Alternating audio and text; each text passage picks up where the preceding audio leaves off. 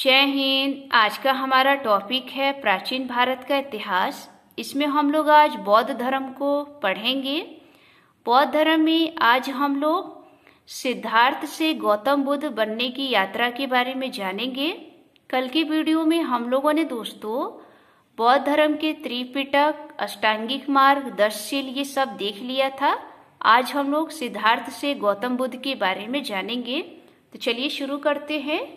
आप यह देख सकते हैं सिद्धार्थ के पिता सुधोधन थे। ये कपिलवस्तु के शाक्य वंश के राजा थे, जो उस टाइम दोस्तों ये कौशल महाजनपद में हुआ करता था। माता दोस्तों महामाया थी, रामगाम की कोलिप कन्या थी और ये रामगाम भी दोस्तों कौशल महाजनपद में था। कपिलवस्तु और रामगाम दोनों गणतंत्र थे। सिद्धार्थ का जन्म दोस्तों 563 ईसा पूर्व में हुआ था। दोस्तों सिद्धार्थ के जन्म के 7वें दिन ही इनकी माता महामाया की मृत्यु हो जाती है और इनका पालन पोषण उनकी मौसी गौतमी प्रजापति करती हैं, जो आप अच्छे से जानते ही होंगे। फिर आप यहाँ देखेंगे स्थान, उनका जन्म स्थान कपिलवस्तु के लुम्बिनी वन के अग्रकुज में हुआ था। दोस्तों ये वर्तमान में नेपाल के रुमनदेई में पड़ता है। पहले दोस्तों ये भारत में ही था। बचपन का नाम सिद्धार्थ था। सारथी का नाम चन्ना अथवा चाड़ था। घोड़े का नाम दोस्तों कंथक था। पत्नी का नाम यशोधरा और पुत्र का नाम राहुल था। ये सब आपको पता होगी। आगे हम लोग देखेंगे दोस्तों जब सिद्धार्थ थे वो बचपन से ही उन्हें सन्यासी बनने का बहुत ही शौक था। वो सन्यासी की ओर उनका दिमाग ज़्यादा था। तो जब एक दिन सिद्धार्थ महल से बाहर निकलते हैं तो वो क्रम अनुसार 4 व्यक्तियों को देखते हैं। ये बहुत बार एग्जाम में पूछा गया है कि जब सिद्धार्थ महल से बाहर निकलते हैं तो वो कितने व्यक्तियों को देखते हैं, तो आप बताएंगे 4। और वो सीक्वेंस में देखते हैं। पहले देखते हैं वृद्ध व्यक्ति यानी कि बूढ़ा व्यक्ति, दूसरा दोस्तों बीमार व्यक्ति, तीसरा मृत व्यक्ति और चौथा सन्यासी। ये दोस्तों चौथा जो सन्यासी देखते हैं वो यहीं से सन्यासी बनने लगते हैं, यानी कि यहीं से वो सन्यासी का रूप धारण कर लेते हैं।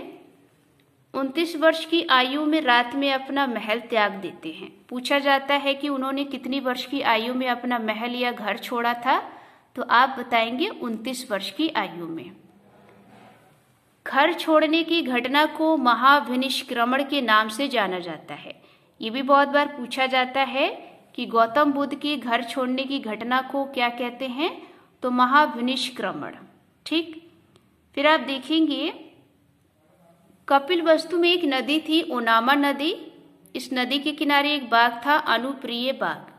वहां उन्होंने अपने बाल मुड़वा लेते हैं और सन्यासी वस्त्र धारण कर लेते हैं, क्योंकि दोस्तों ये सन्यासी बनते हैं।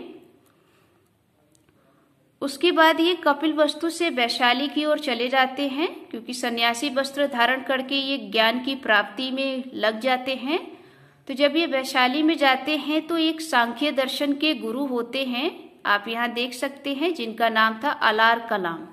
ये अलार कलाम से मिलते हैं और अलार कलाम को ये अपना पहला गुरु मानते हैं। तो दोस्तों बहुत बार एग्जाम में पूछा जाता है कि सिद्धार्थ के पहले गुरु कौन थे, तो आप बताएंगे अलार कलाम। फिर दोस्तों ये अलार कलाम से इन्हें अपने ज्ञान की प्राप्ति नहीं हो पाती है, तो इनके अगले गुरु बनते हैं रुद्रक रामचंद्र। ये दूसरे गुरु होते हैं। ये भी बहुत बार एग्जाम में पूछा गया है। अब दोस्तों आगे देखते हैं, क्योंकि दोस्तों यहाँ भी इनको इन दोनों गुरुओं से अपनी ज्ञान की प्राप्ति नहीं हो पाती है।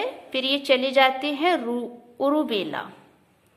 दोस्तों जब ये उरुबेला जाते हैं तो वहाँ इनकी भेंट 5 ब्राह्मणों से होती है। ये 5 ब्राह्मण आप देख सकते हैं, आंज, असीज, बष्प, भदिया और कौंडिय। ये बहुत बार एग्जाम में पूछा गया है कि सिद्धार्थ के 5 ब्राह्मण कौन से थे। कभी कभी नाम भी पूछ लिया जाता है, या कभी कभी ये भी पूछ लिया जाता है कि उरुबेला में इनकी कितने ब्राह्मणों से भेंट हुई थी, तो आप बताएंगे 5 ब्राह्मणों से। 5 ब्राह्मणों के साथ सिद्धार्थ उरुबेला में 6 वर्षों तक कठिन तपस्या करते हैं। बहुत बार एग्जाम में पूछा जाता है कि कितने वर्षों तक इन्होंने कठिन तपस्या करी, तो 6 वर्षों तक। इसी दौरान उरुबेला में एक शासक थे जो सेनानी की पुत्री थी, सुजाता।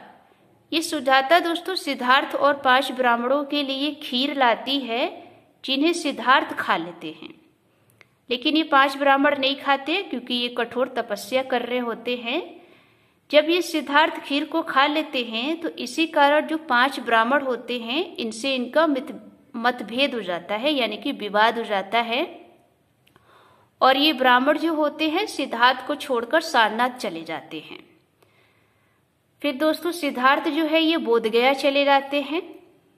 जब ये बोधगया जाते हैं तो 8वें दिन निरंजना, जिसे दोस्तों पुनपुन नदी भी कहते हैं, निरंजना नदी के तट पर जाम्बरी गांव में पीपल वृक्ष, जिसे दोस्तों बोधि वृक्ष के नाम से भी जाना जाता है, पीपल वृक्ष यानी कि बोधि वृक्ष के नीचे वैशाख पूर्णिमा को सिद्धार्थ को ज्ञान की प्राप्ति होती है।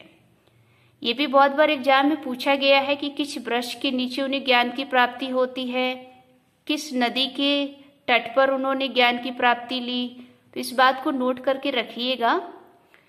यहीं से सिद्धार्थ जो है वो बुद्ध बन जाते हैं। दोस्तों बुद्ध का मतलब होता है सब कुछ जानने वाला। और दोस्तों फिर ये गौतम बुद्ध भी कहलाते हैं। क्यों? क्योंकि इनका जो गोत्र था वो गौतम था, इसलिए इन्हें गौतम बुद्ध भी कहा गया। बुद्ध को 2 अन्य नामों से भी जाना जाता है, एक है तथागत और दूसरा है शाक्य मुनि।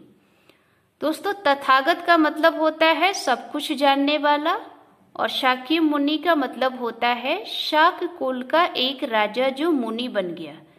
सिंपल सी बात है, इनके पिता जो थे वो शाक्य वंश के राजा थे, तो ये भी तो दोस्तों शाक्य वंश के राजा हुए ना। तो शाक्य मुनि का मतलब शाक्य कुल का एक राजा जो मुनि बन गया। ठीक, इस नाम से भी इन्हें जाना जाता है। अब आपको यहाँ नोट करना है कि ज्ञान प्राप्त होने की घटना को संबोधि कहा गया है। ये भी एग्जाम में पूछा गया है कि गौतम बुद्ध के द्वारा जो ज्ञान प्राप्ति की घटना हुई थी उसे क्या कहते हैं? उसे दोस्तों संबोधि कहते हैं। फिर आप देखेंगे यहाँ पर ज्ञान प्राप्ति के बाद बुद्ध अपने 5 ब्राह्मण मित्रों को ज्ञान देने के लिए पुनः उरुबेला जाते हैं। यानी कि जब बुद्ध को ज्ञान की प्राप्ति हो जाती है तो ये वही 5 ब्राह्मण जो सिद्धार्थ को छोड़कर चले जाते हैं, तो ये बुद्ध जो होते हैं वो उरुबेला चले जाते हैं अपने इन 5 ब्राह्मणों को ज्ञान देने के लिए। जब ये दोस्तों उरुबेला पहुंचते हैं तो वहां इन्हें 2 बंजारे मिलते हैं। एक का नाम होता है तपस्सु और दूसरा होता है कल्की। ये दोनों दोस्तों महात्मा बुद्ध के शिष्यता ग्रहण कर लेते हैं, यानी कि शिष्य बन जाते हैं। यहाँ पर नोट करना है कि ये तपस्सु और कल्की जो है वो महात्मा बुद्ध के प्रारंभिक शिष्य थे, यानी कि शुरू में ये 2 शिष्य ही बनते हैं। बहुत बार एग्जाम में पूछा गया है। फिर उसके बाद आप देखेंगे उरुबेला पहुंचने पर बुद्ध को अपने 5 ब्राह्मणों की सारनाथ पहुंचने की जानकारी मिलती है, क्योंकि हम लोगों ने ऊपर ही पढ़ लिया था कि जब सिद्धार्थ खीर खा लेते हैं तो ये 5 ब्राह्मण में क्या हो जाती है, इनमें विवाद हो जाता है सिद्धार्थ और 5 ब्राह्मणों में। तो ये 5 ब्राह्मण जो होते हैं वो सिद्धार्थ को छोड़कर सारनाथ चले जाते हैं। फिर ये बुद्ध दोस्तों इन्हें पता चलता है कि मेरे जो 5 ब्राह्मण हैं वो सारनाथ चले गए हैं, तो ये सारनाथ की ओर चले जाते हैं। तो अब बुद्ध जो है वो सारनाथ पहुंचते हैं। आइए थोड़ा सारनाथ के बारे में देखते हैं। दोस्तों सारनाथ को अन्य नामों से भी जाना जाता है। इसको कहते हैं मृगदाव तथा ऋषिपत्तनम। तो इन 2 नामों से भी सारनाथ को जाना जाता है, नोट कर लीजिएगा। सारनाथ में बुद्ध जो थे वो 5 ब्राह्मणों को उपदेश अथवा शिक्षा प्रदान करते हैं। इसी घटना को धर्म चक्र परिवर्तन के नाम से जाना जाता है। अब यहाँ पर नोट करिएगा कि पूछा जाता है धम्म चक्र परिवर्तन किसे कहते हैं।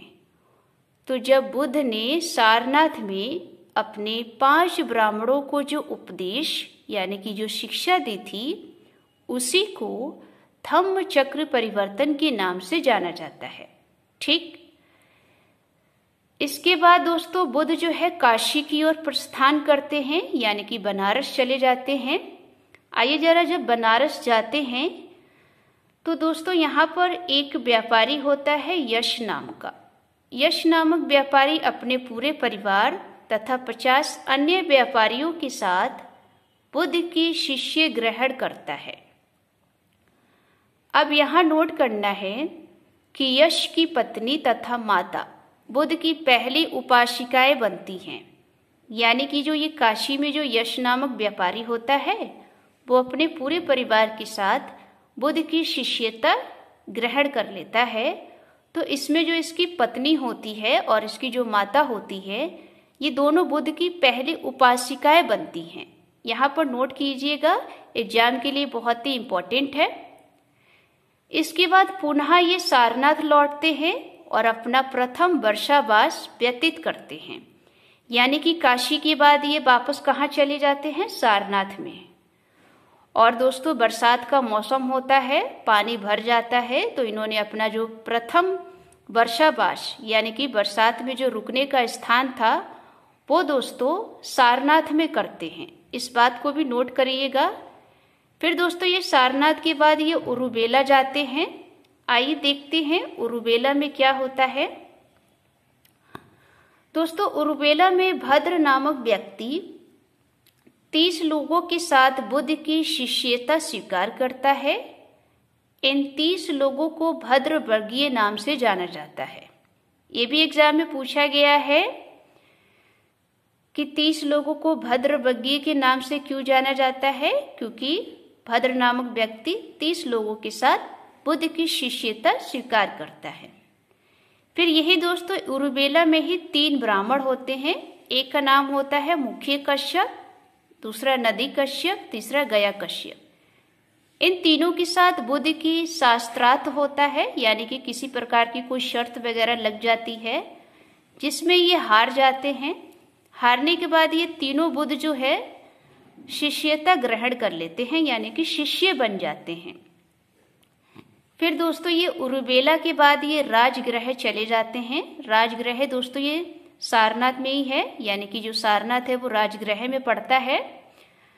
अब ये राजगृह में जाते हैं तो तत्कालीन हर्यक शासक यानी कि हर्यक वंश का शासक बिंबिसार, ये बिंबिसार बेड़ुवन नामक बिहार दान में देता है। दोस्तों हमने कल के वीडियो में बौद्ध धर्म में संघ, बिहार और चैत्य के बारे में बताया है, आप उसे एक बार देख लीजिएगा। दोस्तों बिहार का मतलब होता है बौद्ध भिक्षुओं के रहने का स्थान। तो दोस्तों जब ये बुद्ध राजगृह जाते हैं तो वहाँ के राजगृह के शासक होते हैं हर्यक वंश के बिंबिसार। ये दोस्तों बिंबिसार बेड़ू नाम का एक स्थान होता है, वो बिहार जो होता है वो दान में दे देते हैं। बहुत बार एग्जाम में पूछा गया है कि बिंबिसार ने बिहार के दान में क्या दिया था, तो दोस्तों बेड़ू वन। ठीक, राजगृह में बुद्ध के 4 शिष्य बनते हैं। ये भी पूछा गया है कि राजगृह में बुद्ध के कितने शिष्य बनते हैं, तो आप बताएंगे 4। उनके नाम आप देख सकते हैं, सारीपुत्र, मोगदालायन, अभय और उपाली। ये 4 शिष्य होते हैं जो राजगृह में बनते हैं। फिर यही दोस्तों राजगृह में ही बुद्ध का एक चचेरा भाई होता है जिसका नाम होता है देवदत्त। ये देवदत्त ईर्ष्या के कारण 3 बार जान से मारने का प्रयास करता है जो असफल रहता है। यानी कि देवदत्त को बुद्ध से बहुत ज्यादा ईर्ष्या होती है और उन्हें 3 बार जान से मारने की बहुत प्रयास भी करता है जो इसमें असफल हो जाता है। ये देवदत्त जो था दोस्तों ये धार्मिक क्षेत्र में था। इसने एक अपना संगठन बनाया था जिसका नाम था शिष्य। ये शिष्य नामक एक संगठन का संचालन करता था जो इसमें ये क्या रहा, असफल रहा। ठीक, फिर आगे देखते हैं। आगे दोस्तों राजगृह में ही बुद्ध से एक व्यापारी आता है जिसका नाम है सुदात, या इसी को दोस्तों अनाथ पिटक भी कहा गया है। ये सुदात या अनाथ पिटक के नाम से एक व्यापारी आता है और ये बुद्ध को श्रावस्ती आने का निमंत्रण देता है। बहुत बार एग्जाम में पूछा भी गया है कि श्रावस्ती आने का निमंत्रण जो है बुद्ध को कौन देता है, तो ये सुदात या अनाथ पिटक एक व्यापारी देता है और ये चेतवन नामक विहार दान में देता है। ठीक, यह चेतवन विहार को सुदास ने चेतराम से खरीदा था। जो ये सुदास ने चेतराम से ये चेतवन विहार खरीदा था, यही चेतवन विहार बुद्ध को श्रावस्ती में दे देता है। फिर दोस्तों बुद्ध जो है राजगृह के बाद ये वैशाली चले जाते हैं। वैशाली में भी दोस्तों जो वैशाली की जनता होती है वो जनता इन्हें कुटागारशाला नामक विहार दान में दे देती है। आप सोच सकते हैं दोस्तों, जगह जगह पर बुद्ध के विहार बन रहे थे, यानी कि बौद्ध भिक्षुओं के रहने के स्थान बनते जा रहे थे। तो जब ये वैशाली में गए तो वैशाली की जनता ने भी उन्हें कुटागारशाला नामक विहार दिया था। और यही वैशाली में ही दोस्तों एक इनका प्रिय शिष्य था जिसका नाम था आनंद। इस आनंद के कहने पर ही पहली बार महिलाओं को भी संघ यानी कि बौद्ध संघ में शामिल होने की अनुमति दे देते हैं। ये भी एग्जाम में बहुत बार पूछा गया है कि महिलाओं को बौद्ध संगति में पहली बार शामिल होने की अनुमति कहाँ पर दी जाती है, तो वैशाली में। किसके कहने पर, तो आनंद के कहने पर।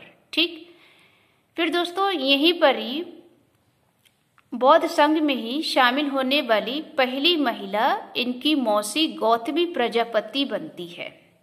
ये भी एग्जाम में पूछा गया है कि बौद्ध संघ में शामिल होने वाली पहली महिला कौन थी, तो आप बताएंगे गौतमी प्रजापति।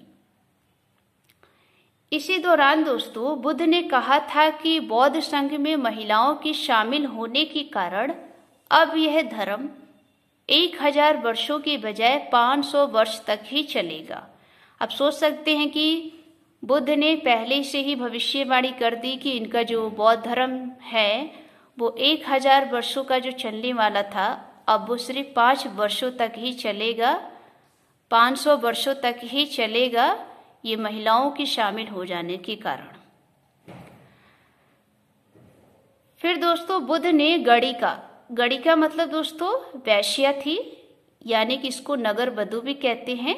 ये गणिका का नाम दोस्तों अम्रपाली था।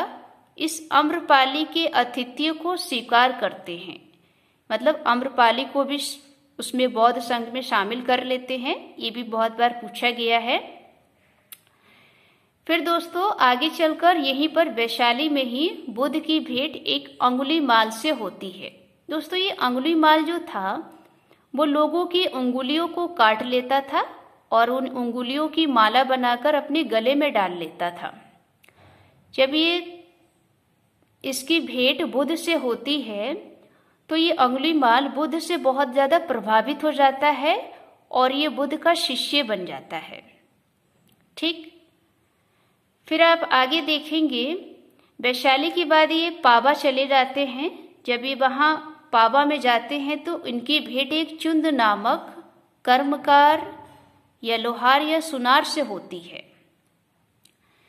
ये चुंद के घर में सूकर मद नामक एक भोज्य पदार्थ खाते हैं और वहाँ उनका स्वास्थ्य खराब हो जाता है। जब इनका स्वास्थ्य खराब हो जाता है तो ये पावा से कुशीनगर चले जाते हैं। दोस्तों जब ये कुशीनगर जाते हैं, यहाँ पर नोट करिएगा, तो कुशीनगर में कसाया नामक गांव में 483 ईस्वी पूर्व में इनकी मृत्यु हो जाती है। ये भी एग्जाम में पूछा गया है कि गौतम बुद्ध की मृत्यु कब होती है, तो 483 ईसा पूर्व में। और ये कहाँ होती है, कुशीनगर में कसाया नामक गांव में। जब इनकी मृत्यु होती है तो उस वक्त इनकी आयु जो थी वो 80 वर्ष थी। फिर उसको दोस्तों यहीं पर ही कुशीनगर में ही उस टाइम यानी कि गौतम बुद्ध की मृत्यु के समय ही एक इनका शिष्य था सुभद्र। ये सुभद्र नाम का शिष्य था जो बुद्ध ने अपना अंतिम उपदेश दिया था। ये भी बहुत बार एग्जाम में पूछा गया है कि बुद्ध ने अपना अंतिम उपदेश किसे दिया था, तो सुभद्र को। ठीक, फिर आप देखेंगे यहाँ पर दोस्तों, महात्मा बुद्ध की मृत्यु की घटना को महापरिनिर्वाण के नाम से जाना जाता है। ये भी बहुत बार एग्जाम में पूछा गया है कि महापरिनिर्वाण किसे कहते हैं, तो दोस्तों महात्मा बुद्ध की मृत्यु की घटना को। ठीक, अब दोस्तों आगे हम लोग देखेंगे, कुछ नोट करने की बातें हैं यहाँ पर, आप नोट करके जरूर रखिएगा। दोस्तों महात्मा बुद्ध ने सर्वाधिक उपदेश श्रावस्ती में दिया था, इस बात को भी नोट करिएगा। श्रावस्ती कौशल की राजधानी थी। सर्वाधिक वर्षावास भी कौशल में किया। कौशल यानी कि श्रावस्ती, यानी कि सबसे ज्यादा बरसात के मौसम में ये कहाँ रुकते थे, कौशल यानी कि श्रावस्ती में। सर्वाधिक शिष्य भी कौशल अथवा श्रावस्ती में बनते हैं। ये भी पूछा गया है कि बुद्ध के सबसे ज्यादा शिष्य कहाँ पर बनते हैं, तो श्रावस्ती में यानी कि कौशल में। ठीक, आइए अब देखते हैं जरा इनके घटना और प्रतीक चिन्ह। बहुत बार एग्जाम में पूछा भी गया है। दोस्तों ये घटनाएं हैं और ये इनकी प्रतीक चिन्ह है। दोस्तों गर्भ का जो प्रतीक चिन्ह है वो हाथी है। जन्म का प्रतीक चिन्ह कमल है। युवावस्था का प्रतीक चिन्ह सांड है। गृह त्याग का प्रतीक चिन्ह घोड़ा है। ज्ञान प्राप्ति का प्रतीक चिन्ह पीपल का वृक्ष, जो हमने आपको बताया ही था। और ज्ञान प्रसार एवं प्रसिद्ध का प्रतीक चिन्ह शेर है। फिर आप देखेंगे निर्वाण। निर्वाण का प्रतीक चिन्ह दोस्तों पद चिन्ह है। और महापरिनिर्वाण यानी कि गौतम बुद्ध की मृत्यु की घटना स्तूप है। यानी कि महापरिनिर्वाण का जो प्रतीक चिन्ह है वो क्या है, स्तूप। तो बहुत बार एग्जाम में पूछा भी गया है, इसे आप अपने नोट्स में जरूर बनाइएगा। अब दोस्तों देखते हैं बौद्ध संगतियां। दोस्तों गौतम बुद्ध की मृत्यु के बाद 4 बौद्ध संगतियां होती हैं। आइए देखते हैं कौन कौन सी वो 4 बौद्ध संगतियां हैं। दोस्तों पहली बौद्ध संगति 483 ईसा पूर्व में होती है, क्योंकि दोस्तों बुद्ध की मृत्यु भी 483 में ही हो जाती है। और ये कहाँ होती है, राजगृह में। इसके अध्यक्ष दोस्तों महाकश्यप थे और शासक अजातशत्रु थे। यानी कि जब पहली बौद्ध संगति हुई थी तो उस टाइम शासक जो थे वो अजातशत्रु थे। दूसरी बौद्ध संगति 383 ईसा पूर्व में हुई थी और ये वैशाली में हुई थी। इसके अध्यक्ष साबाकामी थे और शासक दोस्तों कालाशोक थे।